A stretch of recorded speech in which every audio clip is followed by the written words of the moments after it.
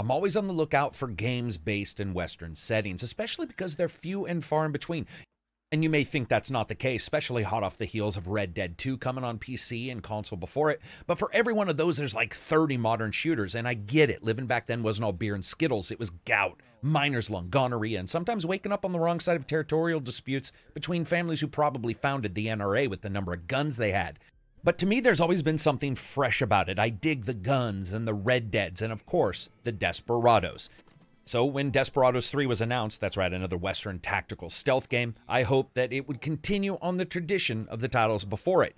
Out soon for PS4, Xbox, and PC, it's time to see who are the nannies, who are the nibblers, and who's a tall hog at the trough. So here's my review for Desperados 3. Also, thanks to the developers for supplying me with a code. As you guys know, I buy a copy of every single game I get, even if the dev does give me a code, and I'll give it away to somebody in the comments. If you like the video, I'd love for you to subscribe. Graphics are up first.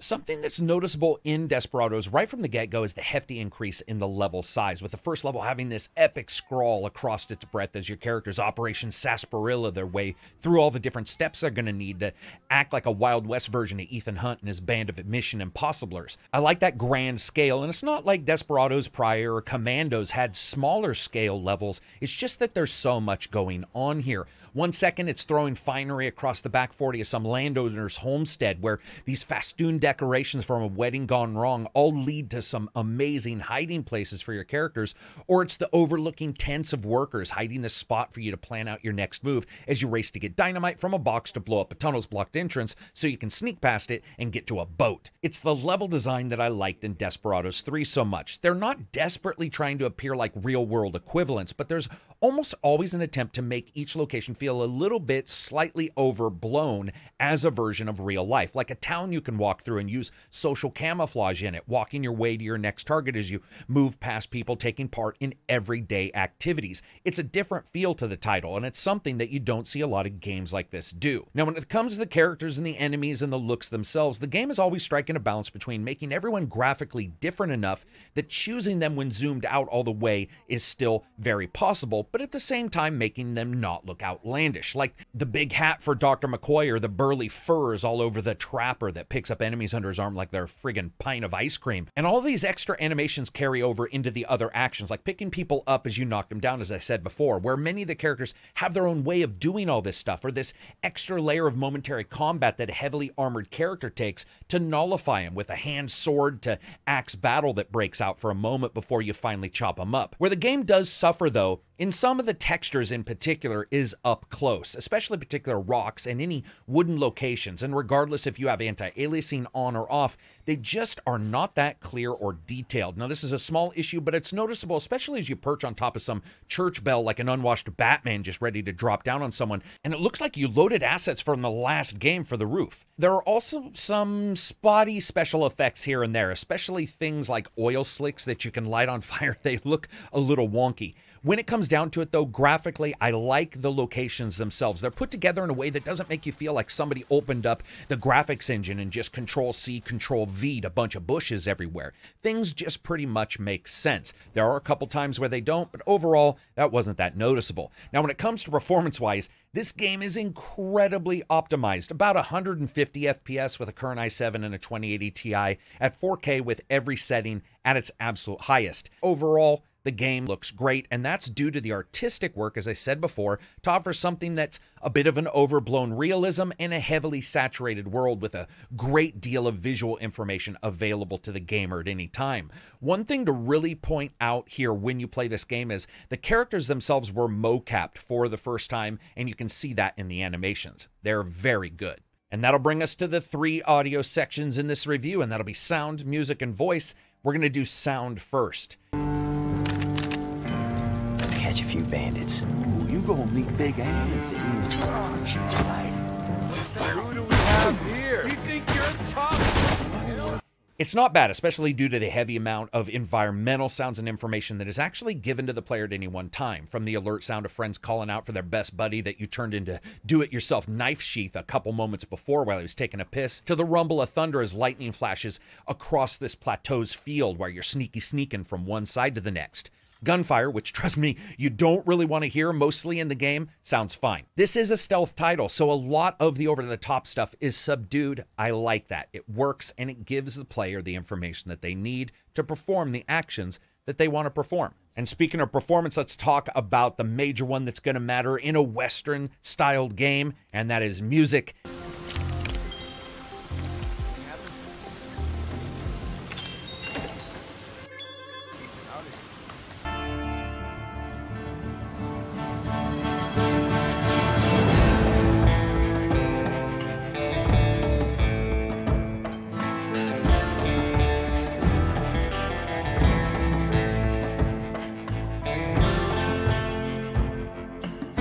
And this is awesome. You know how music is good in a game like this? When you think Clint Eastwood's going to come in any second, kick the door down while wearing a shawl your grandmother wore to Woodstock, order some sarsaparilla, and then shoot someone in the face. And that happened like 30 times in the first couple hours I played this game. It plays out here. It's got an excellent percussion mixed with a couple tracks with some insanely high reverb. It always makes you feel like you're walking your horse down a mountain path, only to be interrupted by a slightly melodic, almost lazy whistling man. It is so good if you like this stuff. If you aren't a fan of Western-style music, this does not do anything to deter that. If you are a fan, this has got everything you expect, from the Tombstones, the Wyatt Earps, the Open Ranges, and half the Clint Eastwood movies all rolled into one game as its soundtrack. It's a perfect complement to the gameplay, regardless of what is happening. As you guys can tell, I'm stoked when it comes to music like this that nails it. There's a tune that plays during the bridge at Eagle Falls mission that is breathtaking. It's got whistling and violins, large horn sections, and drums. It's so easy for this stuff to sound like caricatures of itself, but this never does. Excellent music. And that brings us to voice. Ah, shit. Hey, stop hitting your damn thumb. Sorry, Mr. O'Hara. We're as ready as we're gonna be. I got a few tricks in here. Better hurry. We'll be ready for you at the ranch. Let's hope so. So, why are we defending a ranch now? Well, it's a long story. I'll explain on the way. Not so excellent. I don't mind it. Overall, the game plays heavily into the tropes and character styles, though, of these games, and more importantly, shows and movies of the like. And you got your wily gunman, the scary loner who could be in a horror movie, the big burly hunter, the hottie with a killer body who treats men naughty. It's all here, and a couple others, by the way. However, it's the work that's put into when it happens that actually means something to me. For example, the lines are fine themselves, but when you first hear someone calling out to their friend that's missing from a patrol during the night, it is actually a little bit disconcerting. Or when they start hunting you and they're bartering about whoever kills him gets to keep their stuff. It's not always delivered incredibly well or in an organic fashion, but its timeliness is really well done. The main characters are sort of throwaways. They're not incredibly interesting when it comes down to it, nor are the enemies themselves. But when you consider this is a stealth game, that can't be really that surprising. And speaking of surprise, let's talk a little bit about the surprise that would happen when you're playing a stealth game, and that'll bring us to gameplay and a bit about the story. Here's how most stories like this go. I've been eating beans for days, so the dogs were barking. Then I saw her. She sauntered out of the saloon, face painted white like a pancake, lips like two giant forearms painted red. Games, like the movies and the time frames they are based on, usually have stories as nuanced as this dude's a bad guy, this dude's a good guy, how long is it going to take until the good guy kills the bad guy? Desperados, pretty much the same thing. It's no great shakes. One thing you do have to remember is Desperados is technically a prequel to the 2001 title, Wanted Dead or Alive. You play as John Cooper in his story of revenge. You meet an assortment of characters from your teammates. You got Doc and Hector and Isabel and Kate, a creepy gunslinger with a mortician smile, a rough and tumble fur trader, a voodoo practitioner, and an easy on the eyes, hard on the heart lady of action, respectively. You go through a series of missions, all with many layers for completion, and, for the most part, a flexibility to perform them. Now, while Desperados is at its heart a stealth game, you don't have to play it that way all the time. I'll get to that, though. You first start out learning how to take control of the environment with Cooper himself, and a prequel mission, learning the ins and the outs of interacting with the world, setting up assassinations to look like accidents, and pretty much everything you would expect an Agent 47 from the Wild Wild West version to be doing things. Movement is about pushing, timing. How far can you make it if you're running versus sneaking? And is that bush there going to protect you from an enemy if they walk up to it and take a piss? Now, once you're through the tutorial, you move into the missions themselves, each drawing out the story of Cooper and his band through good times and bad times. Each mission is large, but it's always broken up into respective actions that you really need to take. And sometimes you're doing these missions alone, solid snaking it through ravines along culverts and up the sides of ivy-covered trellises to knife some meat kebab as he takes a stroll over to a horse corral. Other times, you're with your friends in tag team combinations, one of you throttling a dude watching bar prostitutes while the other dude hardy boys off the top of a building and knifes through the front of a guard's face. These are awesome moments, and they add to the feeling of Desperados basically channeling in some kind of old Wild West movie. Now, each character in Desperados has their own main attack and specials. For instance, Cooper has a coin to throw that can distract enemies, but he also has the ability to go into battle and just pull out both smoke wagons, taking out enemies 2 at a time. Isabel can distract enemies with her feminine wiles as well as blind them by throwing a perfume bottle in her face. I'm not quite sure if that's filled with cat piss or what. While Isabel, the less said about Isabel, the better, other than she is absolutely incredible as a character. And a little bit of a secret, so I'm going to leave that for you guys to find. And then there's Hector, who can set a huge bear trap for enemies and then whistle to call them over. And somehow this giant bear trap is super stealthy, but whatever. Also, everyone has different weaknesses. For instance, while Cooper, he can shiv someone or knock him out and tie him up, he can't actually take on some of the larger enemies, while someone like Kate can distract them for as long as she wants, but she can't tie them up as she has no rope, but she can find clothing in the levels and use that as a disguise and walk inside enemy locations without being seen. Every single character has a different strength and benefit and weakness that they add anytime you take them out into the field. Every skill has a cooldown and weapons, and all have ammunition levels for their guns, with most locations having maybe 1 or 2 ammunition boxes for a single character in them, so don't expect to get a bunch of ammo. Lastly, everyone can take part in Showdown. Now, this is an ability that basically is a time freeze. It allows for you to set up moves and then perform them synchronized or even later on. It's like a mini macro. If you play the game on the hardest difficulty, this does not stop time, though. While you're sort of thinking it through and those enemies are patrolling, sometimes I'd have to wait for the enemy patrol to go 2 or 3 times around as I set each character's moves up. And in Desperados, like all these games, it's always really going to be about not being seen or trying to not be seen. Every enemy has a vision cone where they can either see you instantly, this is solidly colored areas, or areas where if you're sneaking but not doing anything weird, they won't notice you, and that's slashed through areas. Kill someone even slightly while in those banded areas, though, and it's usually a one-way ticket to a friggin' gunfight. Now, first, this system works well in the game, and while most games like this have their issues with the vision cone being either wrong or vague enough that you can get caught when you don't want to, mostly that doesn't happen in Desperados, maybe once or twice. Doing things like crawling across a level above enemies' heads on a roof or a water tower means that they can't see you unless they're up there too. And they will be, because it's not just about sight. They can also hear you. Sound that the enemies can bead in on is noticeable, and most attacks show the audible range that an enemy will notice if you perform that action. So if you sneak up on someone and stab them, it's going to be a lot quieter than flicking your Bowie knife of neck hole opening +10 at somebody's face. Also, a major component here in the game is light, or more importantly, the lack of light. Extinguishing light allows for you to move more unimpeded in a level at night, especially. Well, of course, that would make sense because you can't extinguish the sun. They'll notice this, though, if they're within range, and they'll come to investigate the light being off. One issue that can crop up is that the guys are not stupid, and it's rare to walk into a posse's hideout and see them not double up with overlapping sight lines. That just makes sense when you think about it. Gone are the days of walking into a level and every person is set just a bit farther than they should be, so you can pick them off one by one. However, what that does mean is that in some engagements, depending on who you have, it actually feels a little bit restrictive on what you can do. Take, for instance, the specialty items. Coins make people look in the direction. Medicine bags can attract some people, but not all of them, and for some reason, not 100% all the time. There were a couple times where I'd throw it at somebody's feet and they didn't really do anything. Long coats ignore that as well, but sometimes the game is finicky on that placement, requiring an almost perfect placement where you start to realize that if 3 of your friends played the game, they might all do the identical thing. It is not always like this, but it was noticeable enough, at least maybe once every other level, that I wanted to bring it up. And once every other level in a single engagement, where a level may have 26 engagements.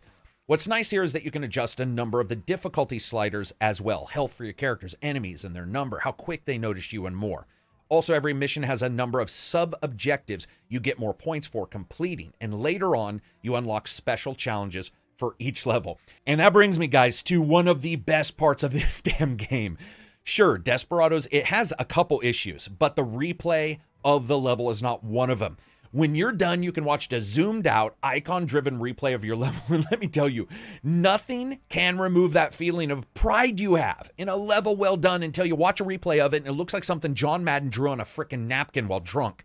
It's like a goddamn mind map. It's amazing. I can see people really trying to better themselves. Luckily, Desperados also controls pretty well, aside from one caveat.